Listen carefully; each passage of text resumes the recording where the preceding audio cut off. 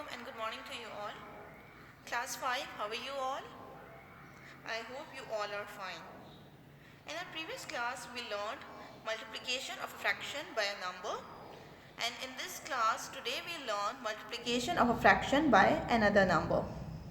But before starting today's class, let me tell you some of the important things that you have to do.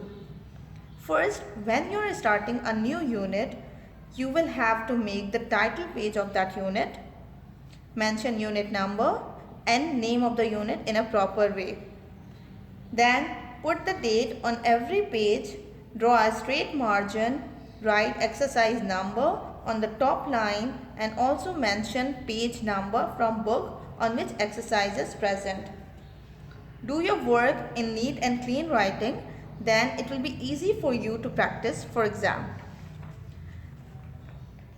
Okay, now let's start multiplication of a fraction by another fraction. To multiply a fraction by another fraction, multiply the numerator by the numerator and the denominator by the denominator.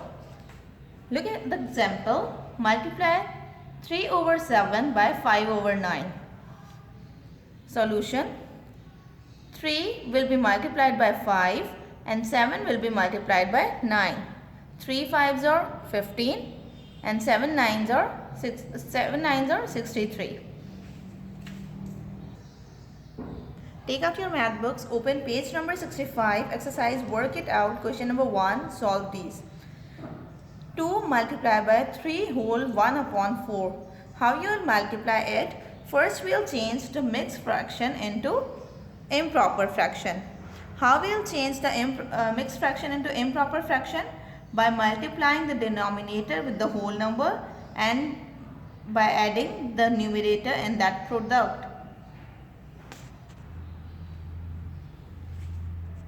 2 multiplied by 4 will be multiplied by 3. 4 3s are 12 and 12 plus 1 13 and the denominator will remain same. Now we have 2 multiplied by 13 over 4.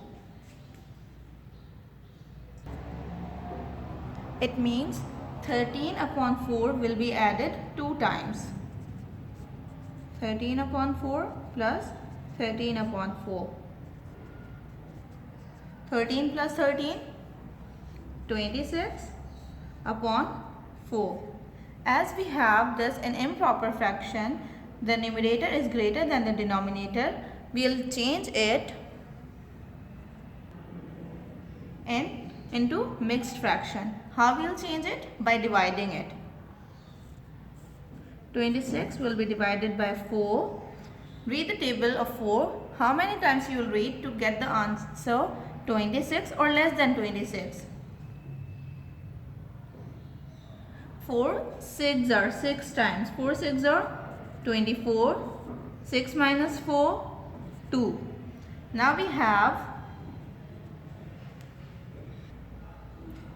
6 as whole number, 2 will be the numerator and 4 will be the denominator.